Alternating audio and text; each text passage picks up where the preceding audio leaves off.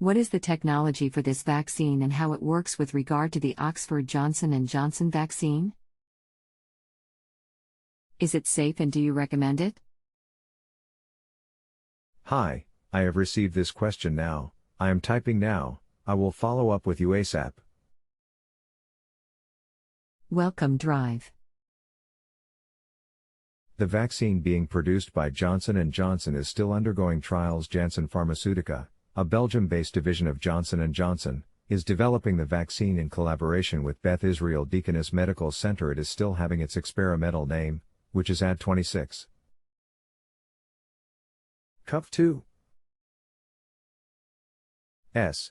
Now it is also known as JNJ 78,436,735.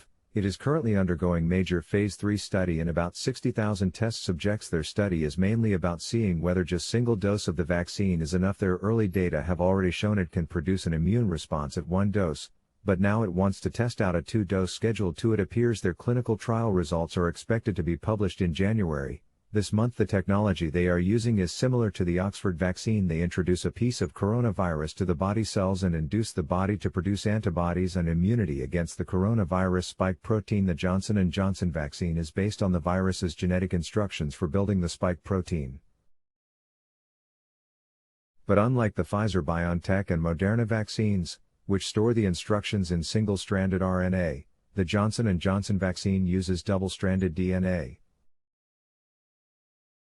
The Johnson & Johnson team used a modified adenovirus that can enter cells but can't replicate inside them or cause illness. This part is similar to the Oxford technology, but the difference is the Oxford used single-stranded RNA whereas the Johnson & Johnson are using the double-stranded DNA technique. These are actually not new techniques. There is already decades of research on adenovirus-based vaccines. In July, the first one was approved for general use, a vaccine for Ebola, also made by Johnson & Johnson. The company is also running trials on adenovirus-based vaccines for other diseases, including HIV,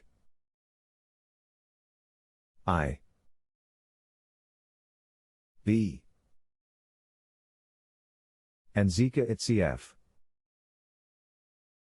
And as we already know, some other coronavirus vaccines are also based on adenoviruses, such as the one developed by the University of Oxford and AstraZeneca using a chimpanzee adenovirus. So this is not a totally new technique. There is already enough experience about this vaccine. So we shall wait and see. This month they may share with us the results of their phase 3 study, then we will know how effective and how safe they are, and if this is a single-dose vaccine then it is easy to take, we need not go for the second dose. So this is going to be an advantage for us, so let us wait for their results getting published this month. Best regards. Dr. Subbanna MD. Thank you very much.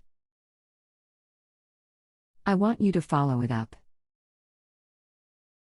I will ask a question later because my country will look at it in order to import it.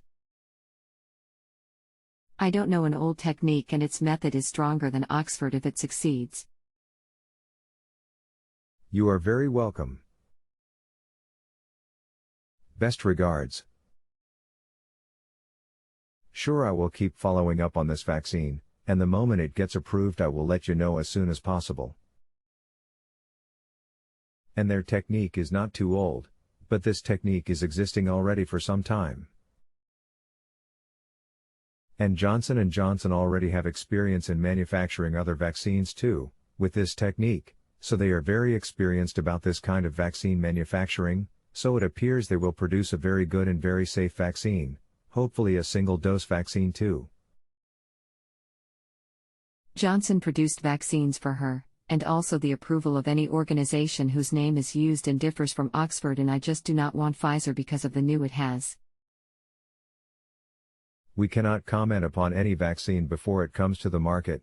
We have to first wait for their results, effectiveness and side effects etc., then only we can take any decisions. The Johnson vaccine most likely going to announce its results this month. Let us see what their results will show. https://www.thelancet.com/journals/landia/articles/pies22138587210003-6/full text. They are telling the observational and randomized studies are showing different results as far as use of vitamin D considered. It means not useful vitamin D. It does not say vitamin D is not useful, they say they are getting some confusing results, but it appears the vitamin D is still considered useful, so we should take them. Now I take 2000 during this period, does toxicity occur? Do I take 1000? 2000 units should not cause toxicity, but you can take 1000 and 1000 is enough. Is this kind good and is this D3 for daily use? Yes, this is excellent and you can use it daily. Now send new questions. I have already posted my answer under the new question thread.